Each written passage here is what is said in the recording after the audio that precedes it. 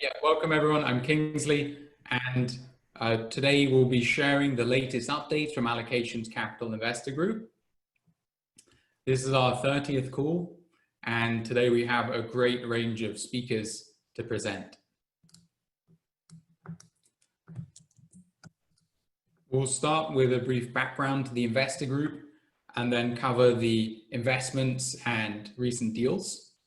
And then we'll have speakers across space, biotech, clean meats, and DeFi. And we'll finish off with Q&A and a brief tutorial on how to use a Slack.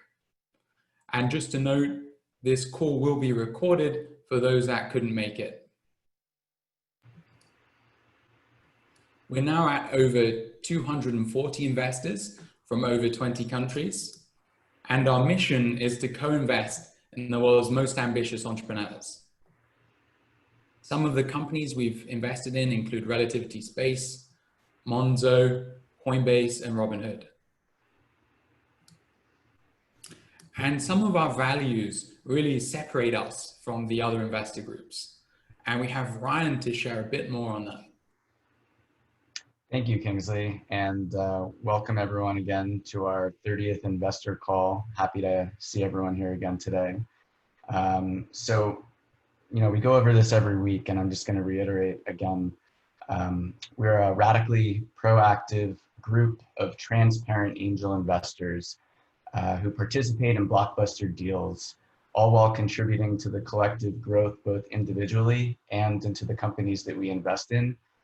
Through our shared and individual domain expertise and knowledge, all while respecting the privacy of both the individuals in the group and the companies we invest in. And this is what provides extreme value for the investors in this group, and this is what makes us Allocations Capital, essentially. So happy to see you all here today, and looking forward to speaking on space in a little bit. Thank you, Ryan. Axiom Space was probably the most popular deal in June, and combined we have invested over $2 million in the company. And in July we have more very active deals in the Slack, and here's a selection of some of the most active deals. Thank you, Kingsley. Yes, we have quite the impressive lineup for July.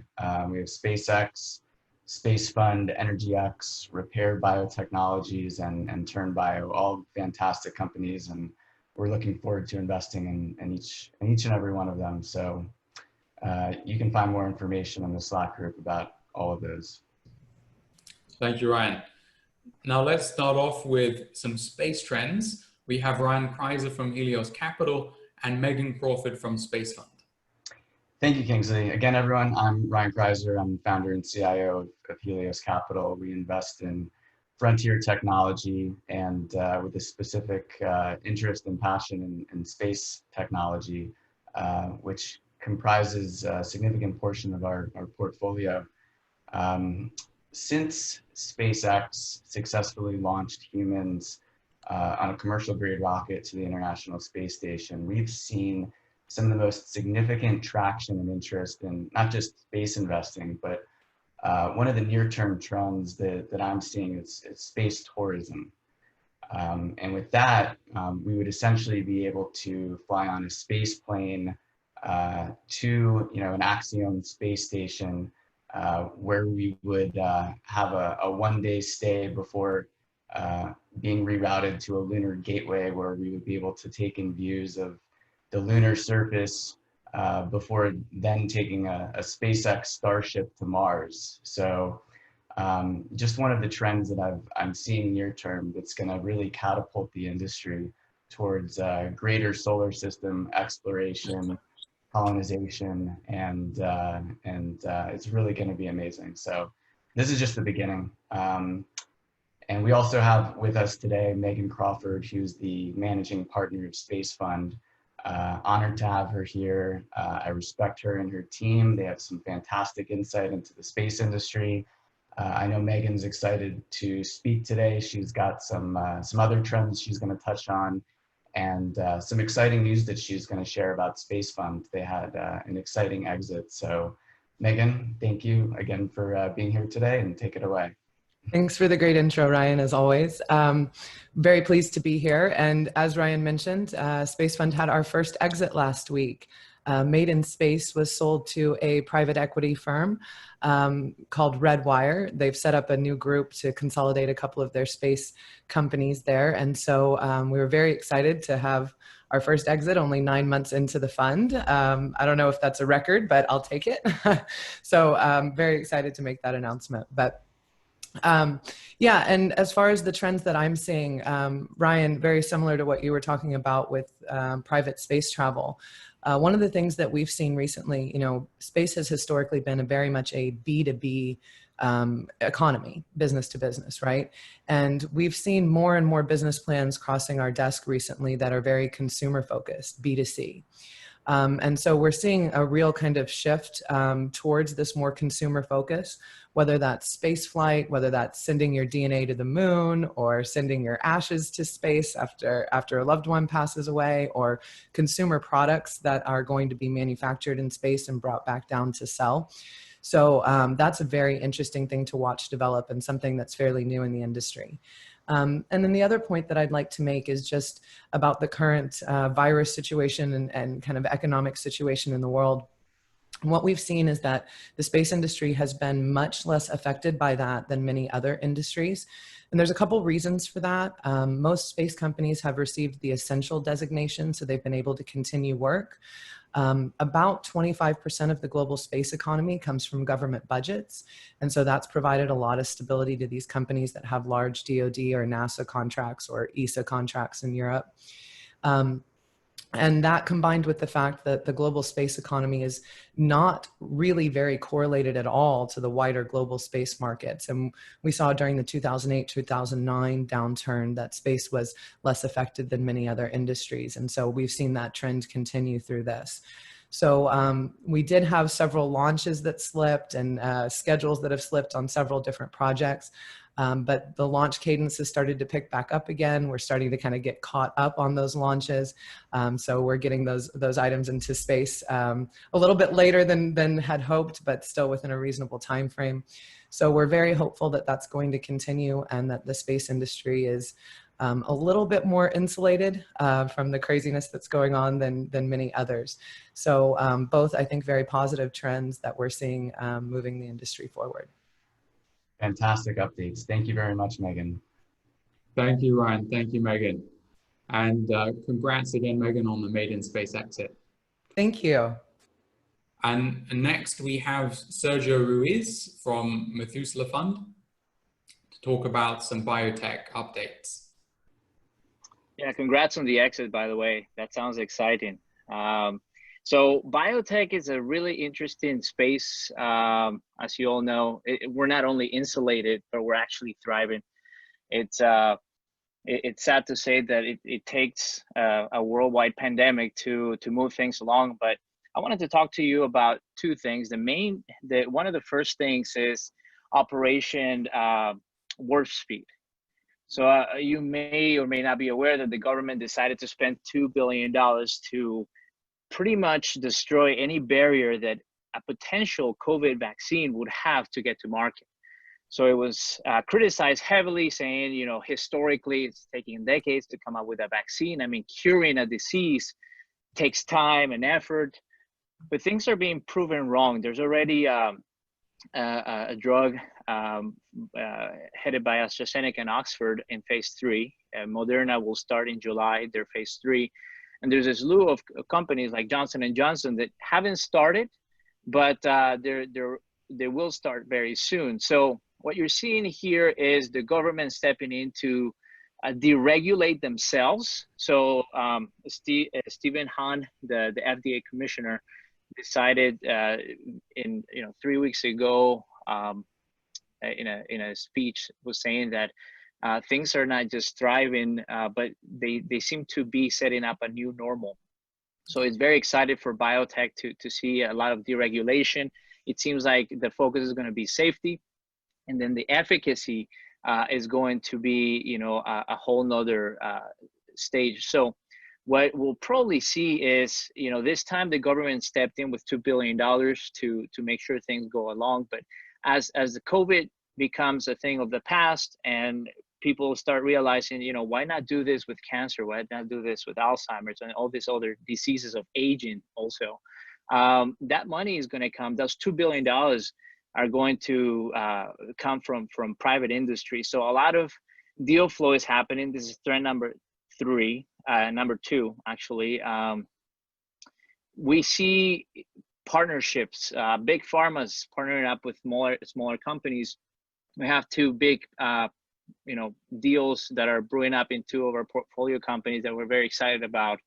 Now is the time, if you want to go out and raise a fund, if you have the ability to have the deal flow and the know-how to keep your ear to the ground. There's a lot of deals to be had. There's a lot of companies. The valley of death, unfortunately, for startups have gotten deeper and wider. But at the same time, that just means those who are positioned to come in and buy them are going to roll up a couple of technologies that are synergistics, and what you'll end up having is a lot of value creation. $10 million companies with $10 million assets together, put together, they're 50 million. So a lot of smart people are doing this, and that leads us to trend number 3, which is SPACs. I don't know if you are familiar with this. If you're in the space industry and investment, you probably remember Virgin Galactic and how it was a really great deal. What a SPAC essentially is a special purpose acquisition company. Imagine it's a very complicated, sophisticated vehicle, because you're kind of marrying the private equity world with the public world. But if you have all the players, all the components there, historically there's a 6x to 13x that can be made in 18 months. So the way it works is, you go out and raise, let's say, $100 million, and you take that public. So you're taking public a pile of cash, and they're called blank check companies, because really what you're saying is the management has $100 million and they have a public vehicle to go after an acquisition.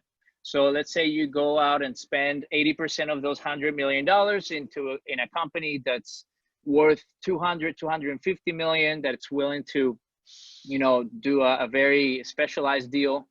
There's companies out there that need the capital infusion, and there's founders out there that would like to see their liquidity come forth.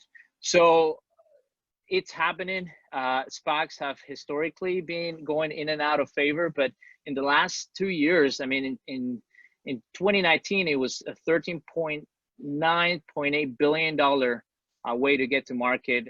This year alone, it's been almost $10 billion worth of SPACs. It's actually, we were talking to Douglas Elenoff, which is the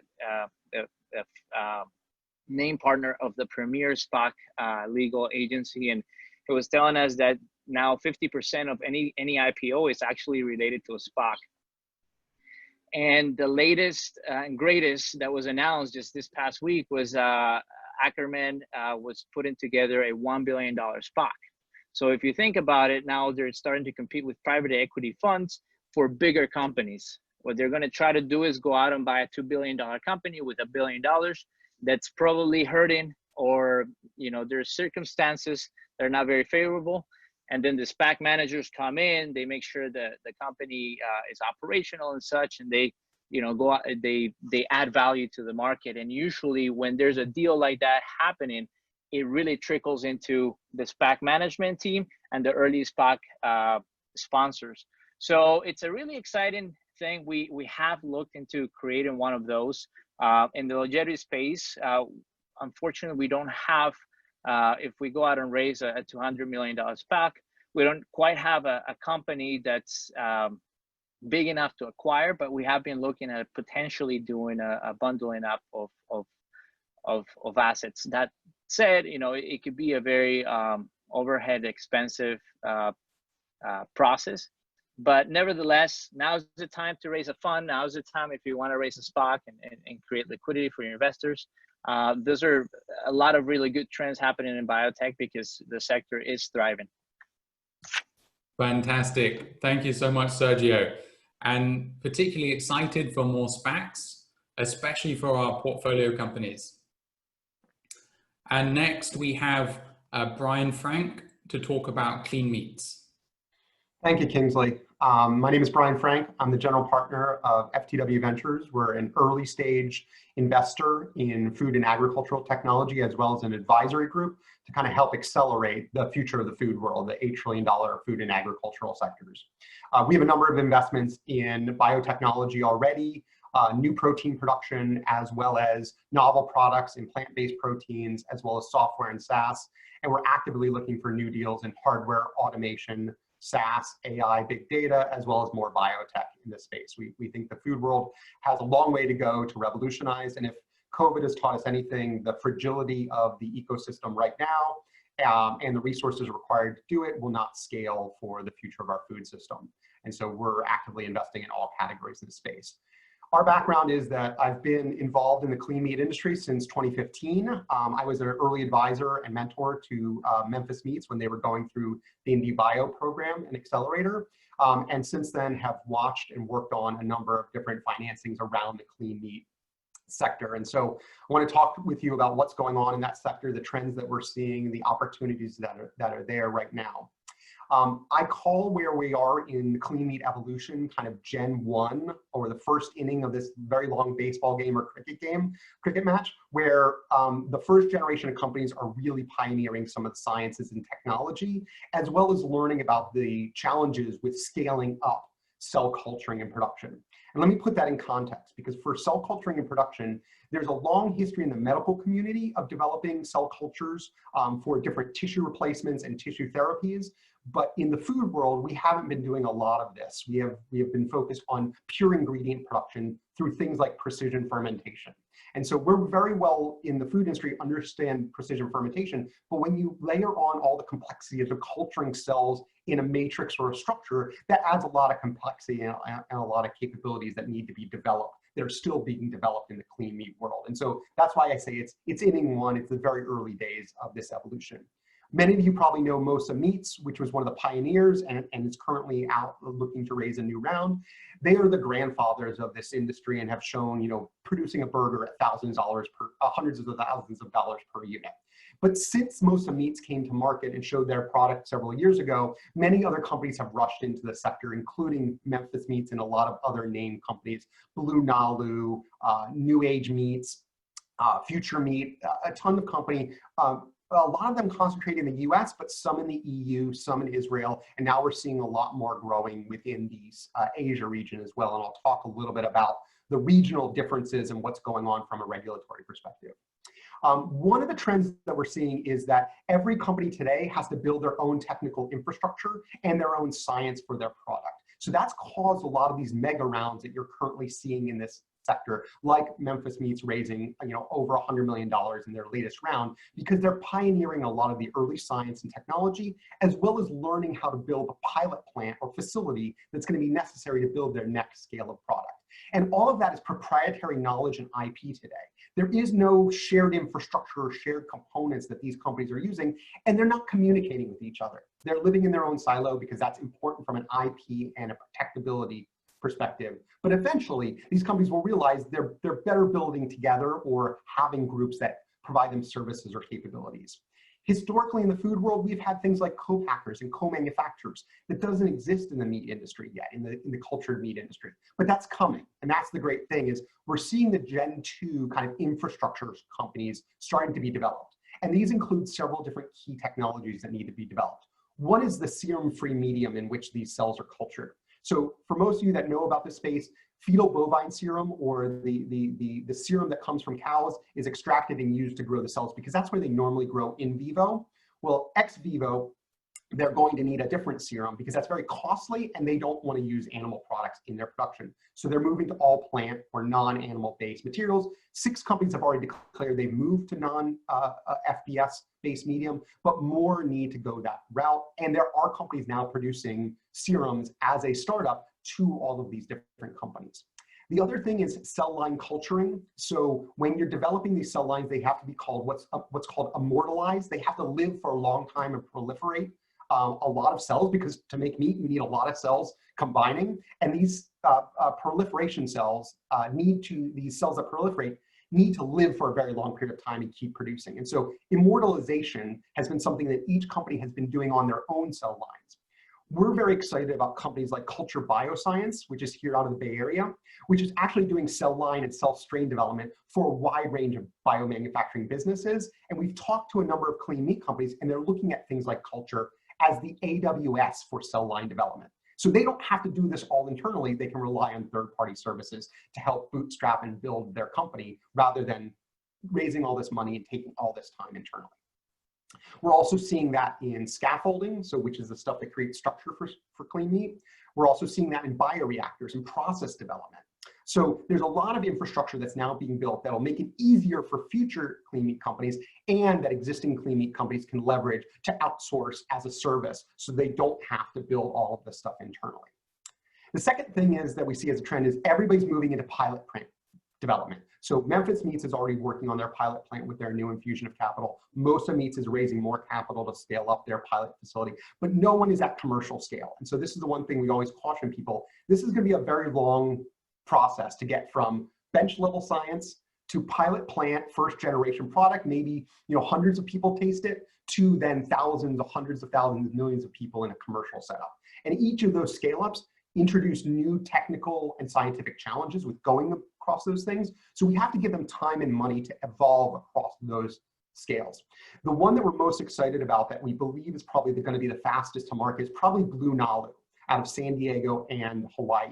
They have cultured fish cells. They're using a chimera approach that marries animal cells with plant-based cells for things like scaffold, and they're going to be able to bring this product to market. They believe in the next 2 to 3 years, you'll be starting to see this product show up, which is a very accelerated market opportunity for them relative to everybody else. And that brings me to the other thing that's going to kind of restrict market adoption at this point, which is the regulatory framework in which these products will live. So there's been a lot done in the US as of late between a consortium of clean meat companies, GFI, and legal counsel that is helping to advocate for the US to actually regulate these products through a combined group of the USDA and the FDA. They've agreed to jointly regulate it. They haven't given the framework back. And so we're still in the industry waiting to hear what that framework, that go-to-market framework, is going to be for clean meat. However, in the EU, we believe for most countries it's going to be covered under novel food regulations, which will take about 1.5 to 2 years to get product through the regulatory process or pathway. And those of you that are familiar with Mosa Meats, they already have that kind of built into their plan that they're going to need 1.5 to 2 years to go through that process. In Asia, we're actually seeing 2 countries specifically take a lead in this evolution, one being Singapore, which as a country has already dedicated capital, food tech specifically to culturing and fermenting products.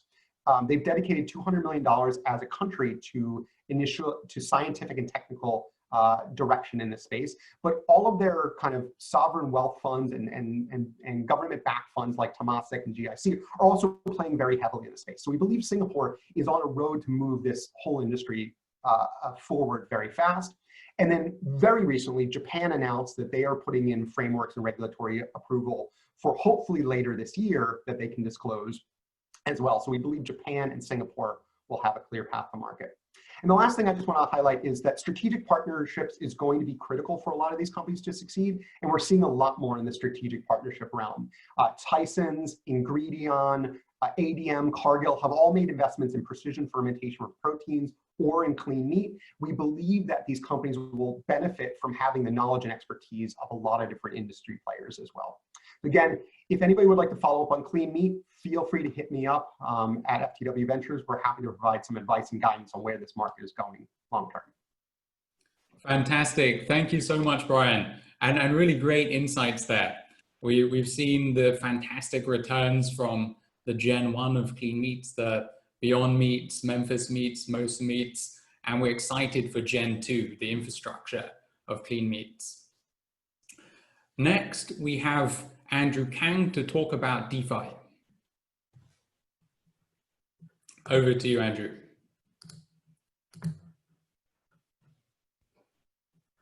Oh, sorry, we need to unmute Andrew. Can you guys hear me? Yeah. Hey guys, I'm Andrew. I'm a private investor in the crypto space. I've been an investor in DeFi specifically for around the last 2 years, and also just a general power user of DeFi as well. Really kind of the two trends that I want to talk about are the proliferation of liquidity mining and automated market makers. So liquidity mining has been something that's been on the scene for around a year or so, but it's really come to the attention of everybody's radar. I'd say within the past 2 weeks. I'm sure a lot of you guys have heard about compound finance and the ridiculous yields that some investors and traders were generating. Initially it was on the scale of something like 200 to 300%, depending on how you were playing that trade. It's since been kind of eroded down to 60% to 100%, depending on how you're playing this trade as well. But those are still ridiculous yields, even on a short-term time horizon. And really, a lot of people look at these yields and they say, hey, is this sustainable? Is this some type of Ponzi scheme or a scam? But at the end of the day, it's not. So what essentially is happening is people are using the same model of VC money subsidization to be able to get people to be using their networks. And really, like a lot of these networks, what they initially suffer from is a lack of liquidity, because they have this kind of chicken or the egg problem where they don't have users trading on the network, they don't have people providing liquidity, and so they can't have market makers or other people come into the network. So what they're essentially doing is paying these people, right? They're providing a subsidy in the form of this token for people to be using this network, and then kind of get the ball rolling, because as soon as you get some liquidity, that ends up getting more liquidity. And the hope is that a lot of liquidity stays around, and that can create that can be really sticky. And because these tokens also accrue value from usage of the network, that these tokens can have real meaningful value from the cash flow generated from these protocols. This has been going on for quite a while. One of the first examples of this happening was in synthetics around a year ago. It's been kind of trialed and used in many other different protocols throughout the year. But those strategies were kind of relegated to, I would say, a scale of a few $1 million, with a lot of kind of the liquidity farming programs out there today. That capacity has since expanded to 100 million plus, and it's generated the attention of a lot of prop trading firms, some centralized exchanges even, and also some borrow and lending desks that have now started to kind of dip their toes into the DeFi space. And then the second trend I want to talk about is that of automated market makers. So if some of you guys are familiar with Uniswap or Balancer or Bancor, these are essentially exchanges which don't have centralized order books. So there's not people that are putting limit orders on these books. There's really only people that are swapping in and out of assets. And the way this happens is that there are people that provide liquidity to the system, and there's a formula that is able to essentially tell users that are looking to make trades with these exchanges what their prices are going to be, depending on how much liquidity is in this model, in this exchange, and also what token pairs they're trying to exchange, and also how much tokens they're trying to exchange. And the reason why this is really exciting is because when you think about traditional order book based exchanges, they have a lot of friction in terms of getting market makers on board, because for them to be able to convince market makers to trade on their platform, they need these market makers to be essentially guaranteed that they're going to be making good use of their capital, that it's a cost efficient exercise for them to be able to spend the resources to connect with their APIs, to send funds on the exchange, to do some sort of credit risk assessment on their exchange as well. What these automated market makers allow you to do is essentially bootstrap liquidity by making the liquidity provisioning process or the market making process really easy, because instead of you having to onboard professional market makers, you can have just traditional regular retail investors or traders press a button and provide liquidity and be able to earn a yield for providing that liquidity as well. A lot of the current models like Uniswap and Balancer, they're quite primitive, and they have their trade-offs and disadvantages. But there's a lot of really interesting new automated market makers being developed that take into account things like inventory management, your delta exposure, ways to reduce impermanent loss. So the field's definitely advancing really fast, and I'm really excited to see where it goes over the next few months. Fantastic. Thank you so much, Andrew. And yeah, I agree. We have seen the emergence of the DeFi economy, and we've seen some companies do 5 to 10x's in the past 12 months. And one of the companies leading the space is Compound. And we have Calvin actually in the Slack from Compound. And yeah, many of us have participated in some of the DeFi deals. Well, to conclude, today we covered background to the investor group, some of the investments and deals, and we had speakers across space, biotech, clean meats, and DeFi. And now we'll finish off with Q&A. But thank you all for everyone else for joining. We're excited to have you in the Slack, and we'll see you all in the Slack. Thank you. Thank you, everyone. So let's go on to Q&A. So some of the most common questions in the Slack is, how does the Slack work? What are the different channels? So we just put some of the key ones here. We have introductions, announcements, prospects, DD channels, community, and then these general thematic channels. Niels can unmute everyone as well if anyone has any questions. So a common question is, how do I bring a deal? So you just can message one of the admins and then post the deal in the prospects channel. So we have a pretty good format here so that we can get the kind of core parts of the deal, where we have the name, how much you're personally investing, which is a very good indicator. We have the co-investors and a bit of background to the deal. And then people can hit the thumbs up if they like the deal.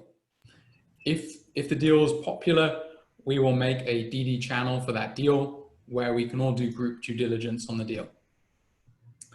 And then we'll usually follow up with a group DD call and then start onboarding for the deal. And then for the person that brought the deal, we have, they can post post-deal updates in the channel. How do I pledge for a deal? So we use spreadsheets to be super transparent to everyone in the Slack. When there's a new deal, we'll spin up one of these spreadsheets, which you can find in the channels. And you just put in your name and the amount you'd like to pledge. And then once it hits usually 100K to 200K, then we will start an SPV. And then some of the reasons why many of the deals we invest via SPVs. So as a investor group, we benefit from group due diligence and that we can all put smaller tickets into each deal. So for some deals, you may have someone putting in 5K and you may have someone putting in 50K or 100K. And this allows all of us to be able to get into the top deals. Also, with SPVs, you can have secondary opportunities later on through the sale of SPV interests. So let's say I invested in Beyond Meats in the seed round, and by Series B, it's gone up to $1 billion valuation, and I want to exit my position. So if I'd invested directly, it would be very hard to sell my interest. I would have to get the board approval of Beyond Meats. But generally through SPVs, upon the approval of the manager, you can find another buyer for your SPV interest. And this transaction takes place outside of the portfolio company. So that's why SPVs are becoming increasingly popular. And also with SPVs, we can leverage the due diligence of the deal organizer.